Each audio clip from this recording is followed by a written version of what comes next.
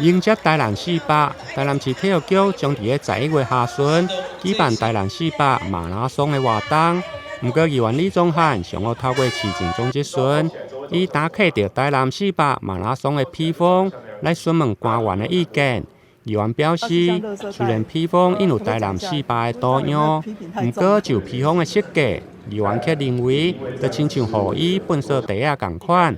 就连市长嘛认为应该像斗篷，它就是一个正常的披风袖珍，可以把它披着。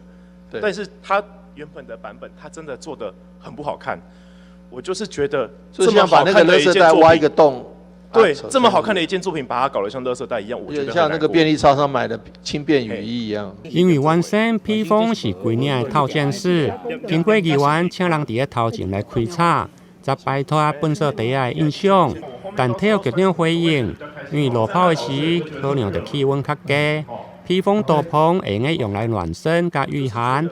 不过就民众来讲，却有无同的看法。像对于女生来讲，我觉得太大件的，它有一点点笨重的感觉，可以再轻巧一点。在凌晨5、6点的时候就要到场地起跑了，可能考虑到那个天气太冷啊，所以我们才会设计这样的，让我们的选手在热身的时候有一个御寒的衣服。除了关心全民运动，另外议员嘛关心地方交通生活圈的问题。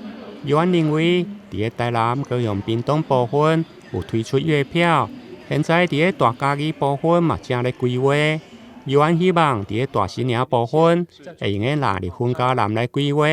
对此，市府交通局回应，未来嘛会推出分嘉南的月票。台南新闻林跟杨顺怀采访报道。